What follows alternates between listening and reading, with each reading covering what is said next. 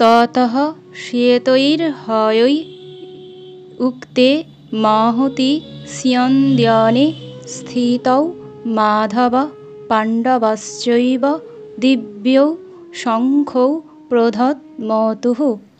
সন্ধি ভেঙে পাঠ।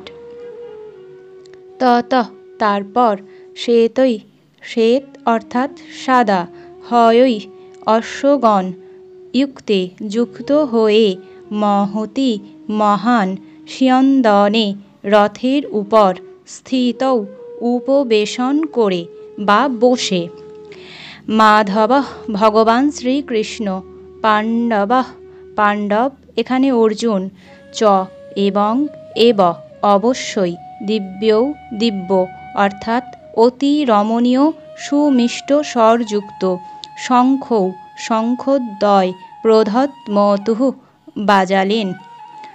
বাংলা অনুবাদ। তারপর শুভ্র অশ্বযুক্ত উত্তম রথে উপবিষ্ট ভগবান শ্রীকৃষ্ণ এবং অর্জুন তাদের দিব্য শঙ্খ দুটি বাজালেন।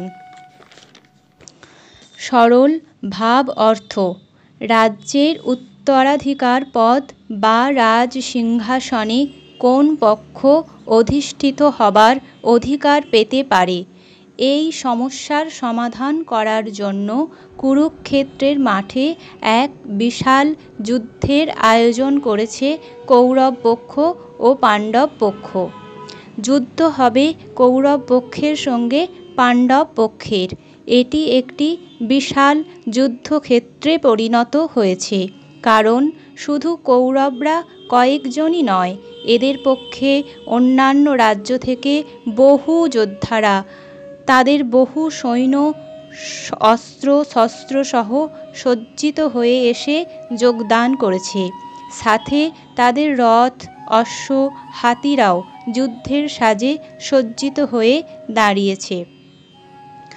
আর অন্য পক্ষ পাণ্ডবদের পক্ষেও শুধু পাণ্ডবরাই নয়, অন্যান্য রাজ্য থেকে অনেক রাজা তাদের সৈন্যসমূহ, অস্ত্র শস্ত্র, হাতি ঘোড়া নিয়ে যুদ্ধের জন্য যোগদান করেছেন।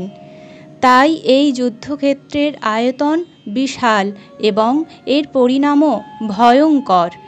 এই শ্লোকটিতে যুদ্ধ শুরুর ঠিক আগের মুহূর্তে পাণ্ডব পক্ষের সবচেয়ে শ্রেষ্ঠ যোদ্ধা অর্জুনকে দেখা যাচ্ছে।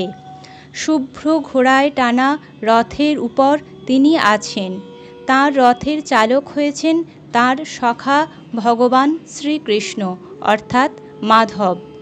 অর্জুনের এই রথটিতে বসে যুদ্ধ সূচনার শঙ্খ বাজাচ্ছেন দুইজনে, এবং এই দুটি শঙ্খ কোনো সাধারণ শঙ্খ নয়, এই দুটি দিব্য শঙ্খ। মাধব অর্থাৎ ভগবান শ্রীকৃষ্ণের শঙ্খ তো দিব্য শঙ্খই হবে, আর অর্জুন এখানে ভগবানের সখা, তাই অর্জুনের শঙ্খটিও দিব্য শঙ্খ। সুতরাং যুদ্ধ সূচনার যে দিব্য শঙ্খ দিব্য ধ্বনিপূর্ণ এবং তা পাণ্ডব পক্ষের অগ্রিম জয়েরই আভাস দিচ্ছে, এবং অপর পক্ষে ধৃতরাষ্ট্রপুত্র দুর্যোধনের পরাজয়েরই আভাস পাওয়া যাচ্ছে। ভগবান শ্রীকৃষ্ণ স্বয়ং অর্জুনের রথ চালক হয়ে পাশে আছেন। যুদ্ধবিদ্যাতেও অর্জুন শ্রেষ্ঠ, সুতরাং যুদ্ধ জয়ের সম্ভাবনা প্রবল।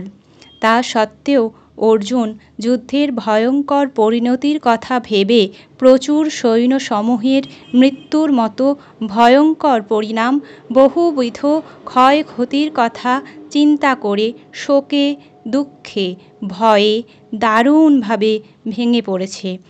পরবর্তী শ্লোকগুলিতে 28 থেকে 45 নম্বর শ্লোক, সেখানে দেখা যাবে বিষাদগ্রস্ত অর্জুনকে।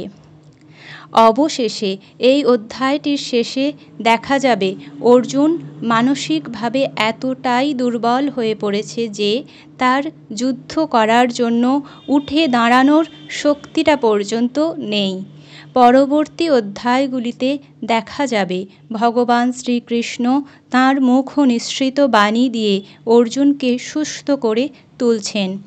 18 নম্বর অধ্যায়ের শেষে দেখা যাবে ভগবানের মুখ নিঃসৃত দিব্য বাণীর স্পর্শে অর্জুনের মধ্যে শক্তির সঞ্চার হয়েছে এবং সে যুদ্ধের জন্য প্রস্তুত হয়ে উঠছে।